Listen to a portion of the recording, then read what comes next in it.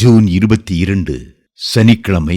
அல்பாவும் ஒமேகாவுமானவர், நான் அல்பாவும் ஒமேகாவும் ஆதியும் அந்தமுமாயிருக்கிறேன் என்று திருவுளம் பற்றுகிறார்.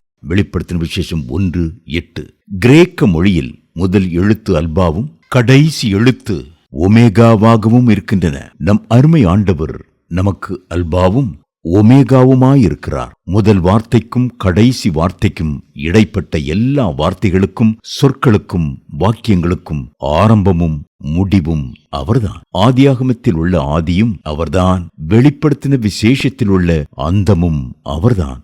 இடைப்பட்ட பகுதியில் இருக்கிறவரும் அவர்தான். கடையின் பெயர் A to Z என்று வகைப்பட்டிருந்தாலும் அங்கு அநேக பொருட்கள் கிடைப்பதில்லை. இப்படித்தான் சிலர் தங்களுக்கு எல்லாம் தெரியும் என்பார்கள். ஆனால் உண்மையில் பார்க்க போனால் அவர்களுக்கு பல விஷயங்கள் தெரிந்தே இருக்காது. மனுஷர் இப்படி பல பெயர்கள் மூலமாக தங்களை மேன்மைப்படுத்திக் கொள்கிறார்கள். ஆனால் கர்த்தர் ஒருவரே அல்பாவும் ஒமேகாவுமானவர்.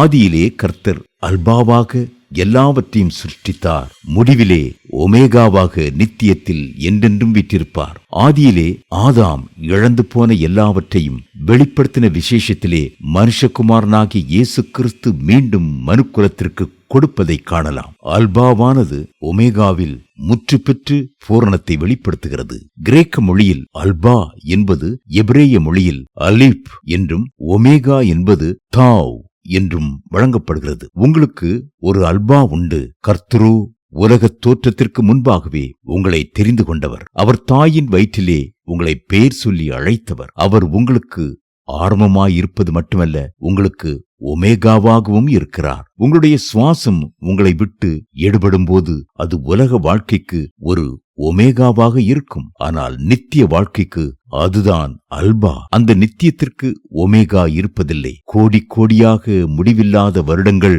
கர்த்தரோடு கூட இருப்பீர்கள். ஆதாம் கீழ்ப்படியாமல் பாவம் செய்தான் என்று யூத ரபிகள் சொல்லுவது உண்டு. ஆனால் அப்ரஹாமோ அலீப் முதல் தாவ் வரையிலும் கர்த்தருக்கு கீழ்ப்படிந்தார். அவரே நம்முடைய முற்பிதா என்பார்கள். கர்த்தருடைய வார்த்தைக்கு நீங்கள் ஆதி முதல் அந்தம் வரையிலும் கீழ்ப்படியும் போது கர்த்தர் உங்களை முற்றுமுடிய ஆசீர்வதிப்பார். அப்போஸ்தலனாகிய பவுல், ஆகையால் மேகம் போன்ற இத்தனை திரளான சாட்சிகள் நம்மை சூழ்ந்து கொண்டிருக்க, பாரமான யாவற்றையும் நம்மை சுற்றி நெருங்கி நிற்கிற பாவத்தையும் தள்ளிவிட்டு விசுவாசத்தை துவக்குகிறவரும் முடிக்கிறவருமாயிருக்கிற இயேசுவை நோக்கி நமக்கு நியமித்திருக்கிற ஓட்டத்தில் பொறுமையோடே ஓடக்கடவோம் என்று எழுதுகிறார் எபிரேயர் 12:1. தேவ பிள்ளைகளே, உங்களுடைய உலக வாழ்க்கைக்கு மட்டுமல்ல, உங்களுடைய விசுவாச வாழ்க்கைக்கும் கூட கர்த்தரே அல்பாவாகவும் ஒமேகாவாகவும் இருக்கிறார். உங்களுடைய விசுவாசத்தை துவக்குகிறவரும் வெற்றியோடு முடியச் செய்கிறவரும் அவர்தான். இந்த தேவன் என்றென்றைக்கும் உள்ள சதா காலங்களிலும் நம்முடைய தேவன் மரண பரியந்தம் நம்மை நடத்துவார். சங்கீதம் 48:14.